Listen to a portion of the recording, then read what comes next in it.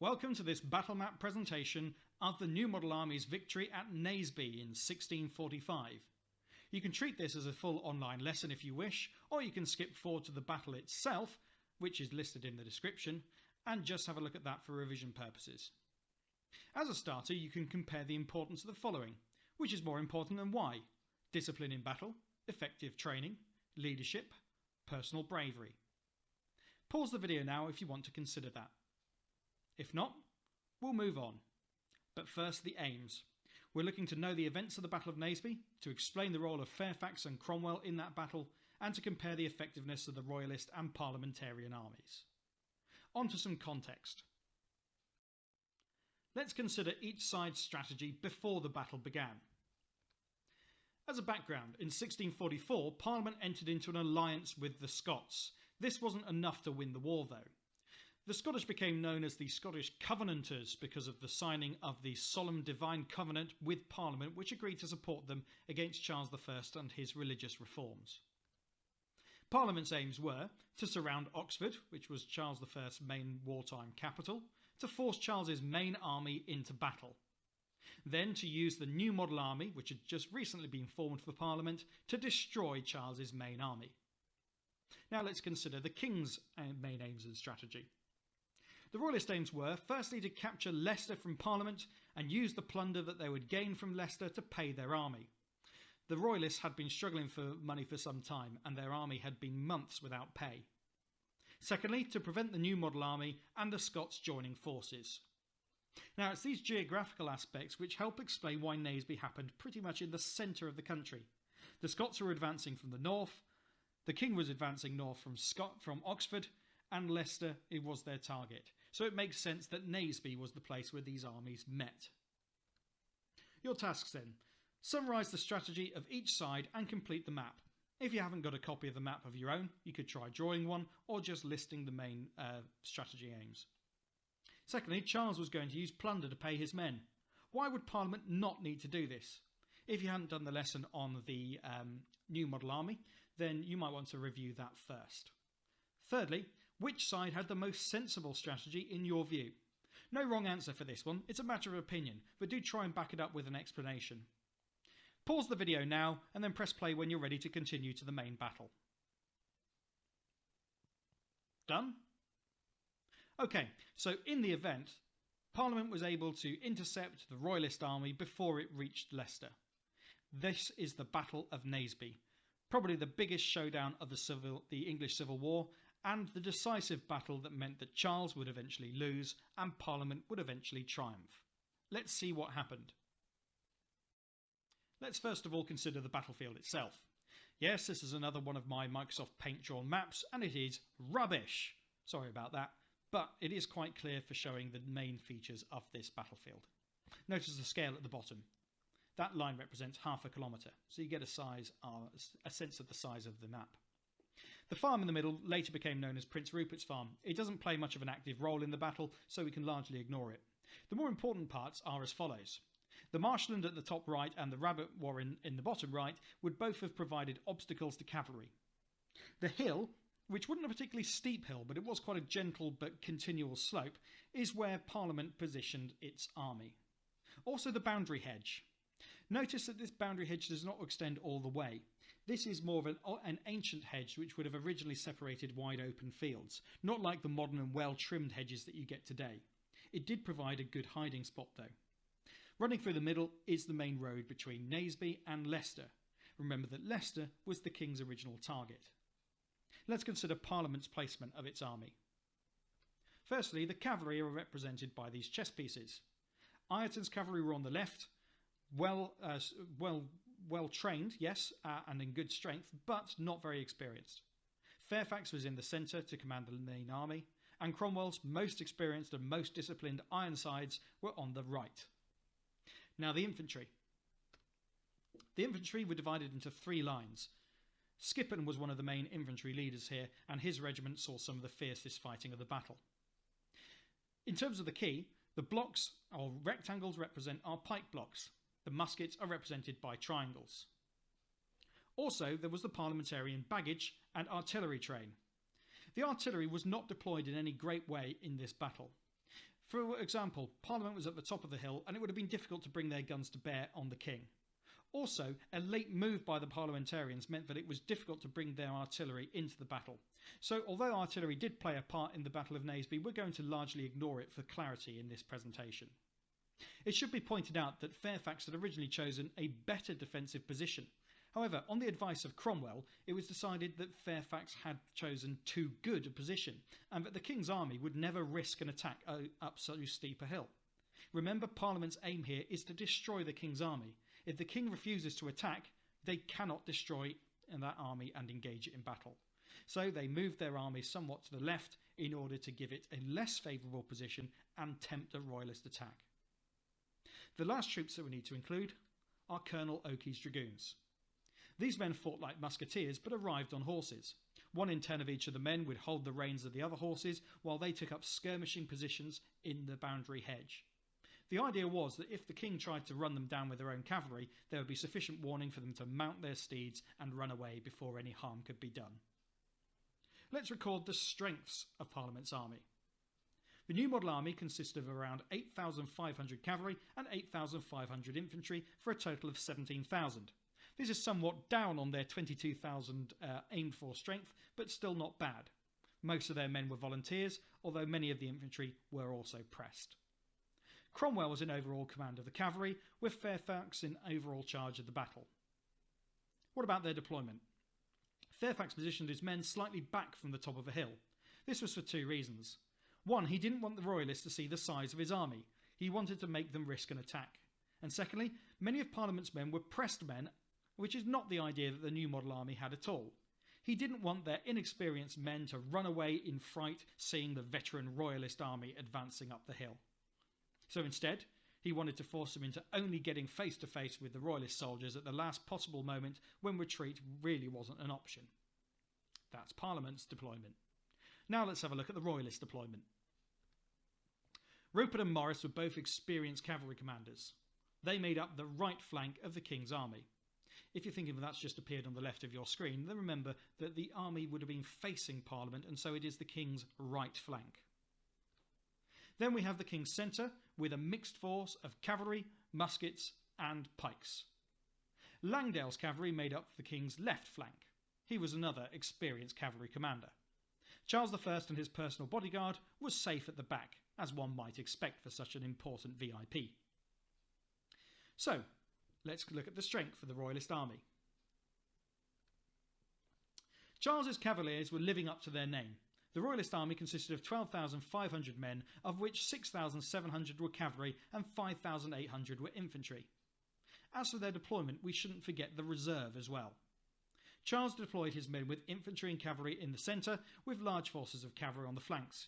He kept a mixed reserve behind the centre of his army, which he intended to deploy where it was needed once the battle began. The king recognised that his army was likely to be smaller than the new model army, but it was more experienced. If he could weaken the new model army and then commit his reserve at just the right moment, it would probably cause a panic and a mass rout or retreat of the parliamentarian forces, or at least that was his plan. However, nobody could plan for what was going to start at the battle and what was going to really kick it off. And we need to draw our attention over towards Parliament's left and Colonel Oakey and his dragoons.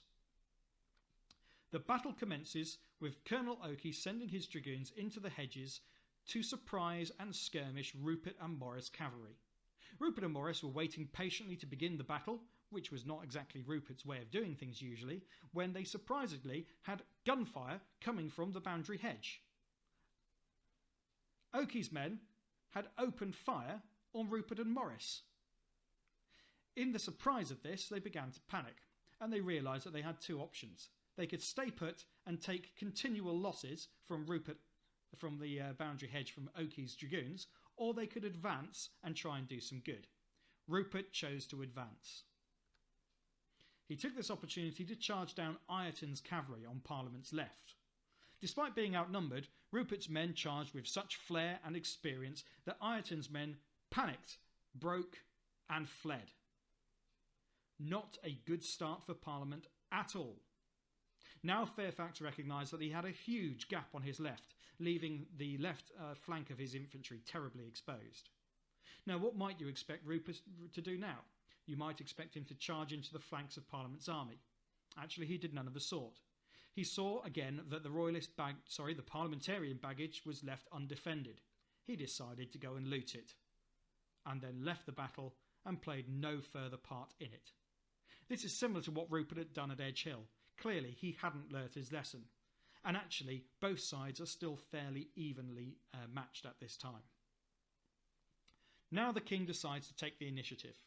He's seen that Rupert has succeeded in driving off Ireton's cavalry and decides it might be the time to force a mass panic. He sends his main army up the hill.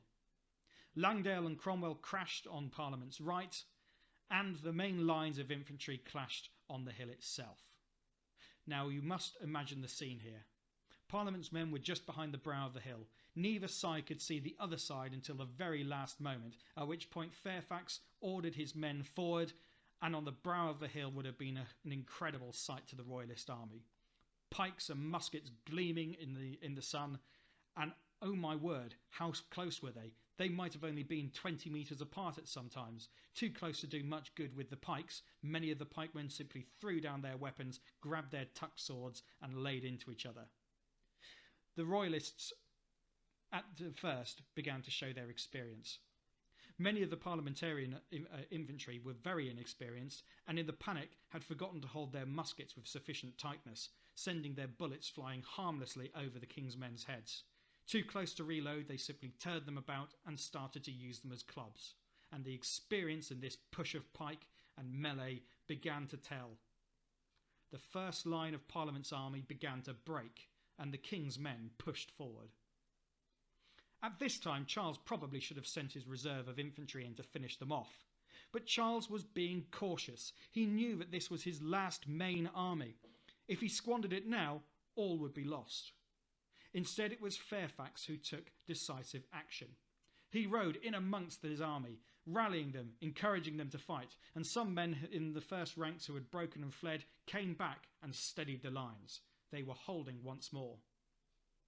The more significant event is what happens on Parliament's right.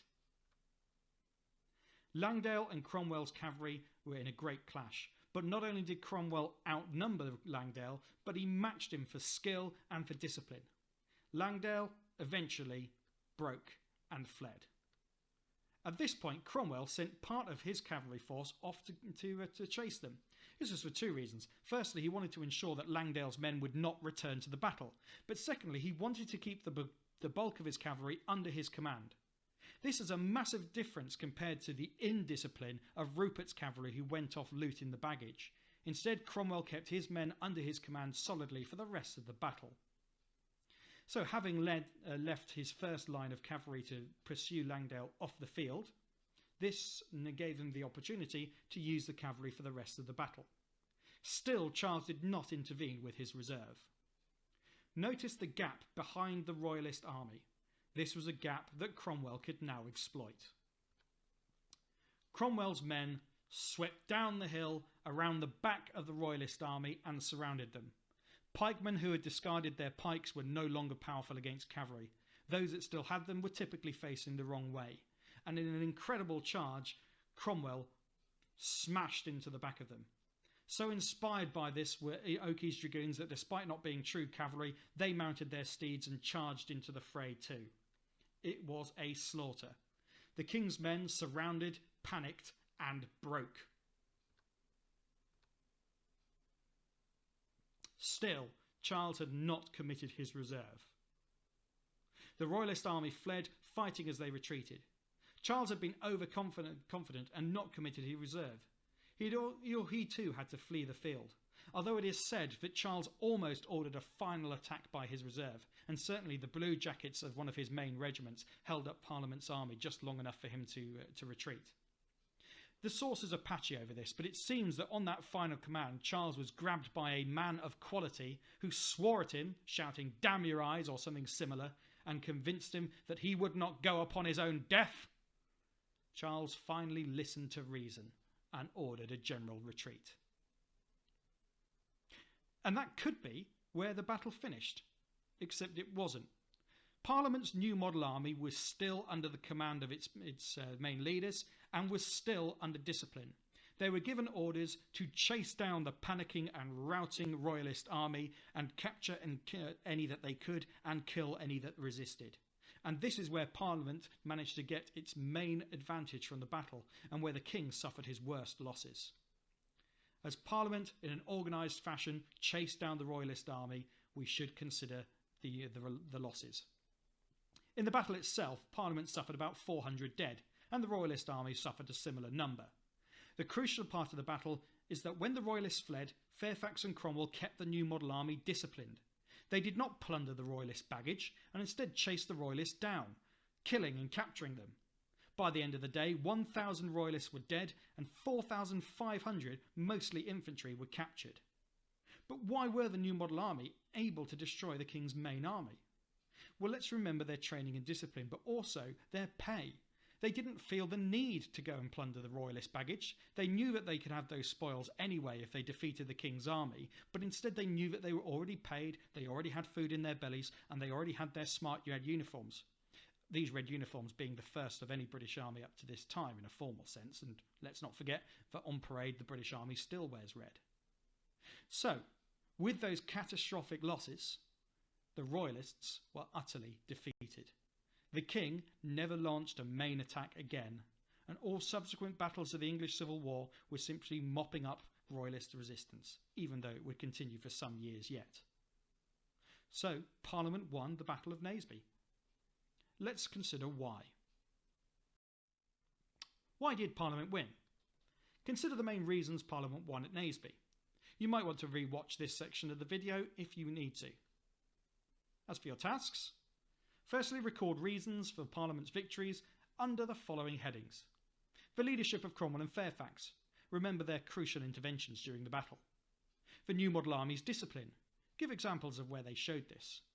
And Royalist failings. Where did the Royalists show maybe inadequacies in their own discipline? Secondly, number your factors from most, give that the number 1, to least important. And as an extension, explain your choices for the most important reasons, and indeed the least important reasons if you wish. As a challenge, who deserves greater credit for the victory? Is it Cromwell for his great outflanking manoeuvre behind the king's men, or is it Fairfax for steadying the line of parliamentarian infantry? Whatever your opinion, explain it by referring to specific events in the battle. Remember, you can complete this task at your leisure, and you can review the events of the battle from the battle map presentation if you need to. Pause the video now while you complete this. Done? Okay, well, we'll conclude with a brief summary. In summary, consider each of the following statements. The Royalists were overconfident and fought the battle before they had collected their full strength. The new model army had strong cavalry, better trained and disciplined than the Royalists. The new model army had better leadership. Fairfax and Cromwell were inspirational and effective leaders. Firstly, give specific details to justify each of these statements. For an extra challenge, you could try and do this from memory.